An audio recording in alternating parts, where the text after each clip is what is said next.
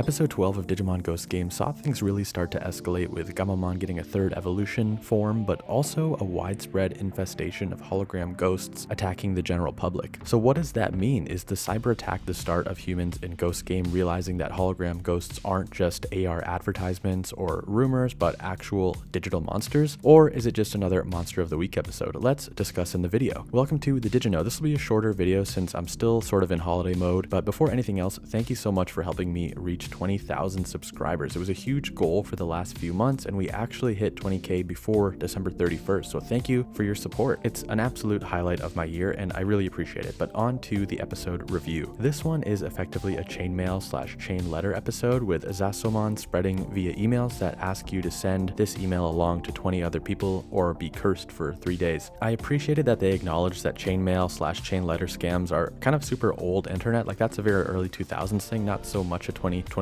thing. At first, I thought it was a bit outdated of a concept, but I do kind of like a new generation of kids who were babies during the Nigerian prince scam era discovering chainmail shenanigans for the first time. And seeing Jellymon kind of freaked out by the spread of Gammamon is cool and different because she's usually so level-headed or often level-headed. This is also the first time the city is really reacting to the rogue hologram ghosts in a widespread way. It had me wondering, is this a big deal for the series? Like, is this the turning point where now humanity is aware of Digimon, or at least aware that the rumored hologram ghosts aren't just a joke and that they're not just like AR advertisements that have gone too far like people keep saying they are? We learned through Bokomon that we could limit the damage if we gather all the Gammamon in one place, and that one place is the digital AR field, specifically Kiyoshiro and Jellymon's version. We get Tesla Jellymon again, who is always welcome in my books, and then we get Gammamon's third alt evolution, Wezen Gammamon. He's a tank in every sense, a Triceratops tank with the firepower to blast through a bunch of these clones. But as soon as my excitement levels were elevating, things simmered down as we meet the original Gammamon, who explains that he got lonely when he arrived in the human world and started cloning himself and let things get out of control. Then this elder Gammamon takes all of the clones and just kind of walks away. I have been a fan and a defender of most of the resolutions that involve talking down the enemy in Digimon Ghost Game, but I think this one landed with an absolute thud for me. The whole point of the talking resolution is that so the fights aren't predictable, punch harder battles every week, but if the point is to avoid predictability, you aren't really succeeding when every single week